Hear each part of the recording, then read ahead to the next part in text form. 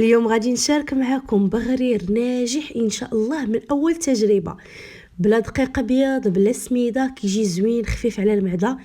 ما نعاودش لكم، راه كيجي رائع، غير جربوه، انا متاكده غادي يعجبكم وينجح معكم.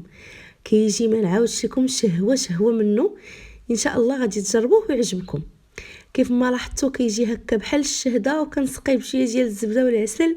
يا سلام اللذه اللي في هذا البغرير والخفه اللي كاينه في هذا البغرير، ما نوصفهاش لكم نهائيا. بالنسبه للمكونات عندي 3 زلايف ديال الفينو. بالنسبه للفينو من الاحسن يكون النوعيه الجيده اللي كيكون هكا شي شويه مسمد.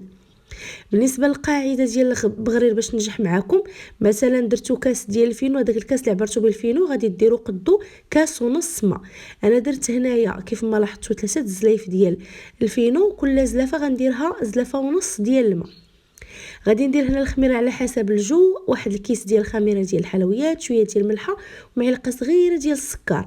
ما نكثروش نهائيا السكر باش ما يتلهبش لينا، ما يجي هكا فين يتثقب لينا حتى كيتلهب ويتحرق. وغادي ندير الماء اللي يكون ضروري، غادي نلبرو نقيسو صبعنا هكا وما نتحرقوش، لان الا درتو الماء دافي ديال العجينه كونوا متاكدين غيطلق لكم الخيط. هاد الفينو البغرير ديالكم غيجيكم كيتجبد هكا غير في الخلاط. غادي نخلط مزيان المكونات بالخلاط اليدوي في الاول حتى كينسجموا ليا هكا ضروري. بالنسبه كيف القوام ديال البغرير او المكونات اللي عطيتكم راها مضبوطه كيف ما لاحظتوا. هاد الزلافه اللي كعبرت بها انا الفينو كندير قدها ماء ونصها، يعني درتو كاس، كتحاولوا ان داك الكاس كتعبروه بالفينو وكتعبروه كاس ونص بنفس الكاس اللي عبرتو الفينو هكا ديال الماء، وغادي ينجح معكم ساهل وسريع، مقادير لي مضبوطه.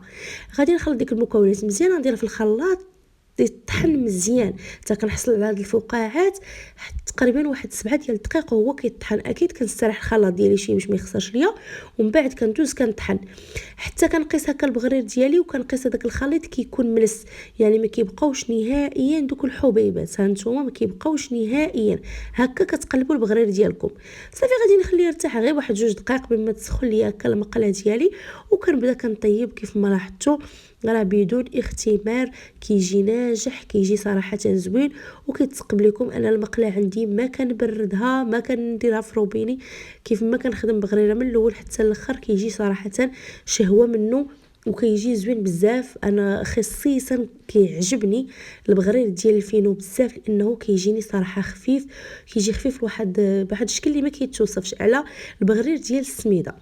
هانتوما كتجي الحبه على اختها صافي، وكنقدموه هكايا سخون مع شويه ديال الزبده بلديه اكيد اللي كندوبوها مع شويه ديال العسل. غير جربوه بالصحه والراحه.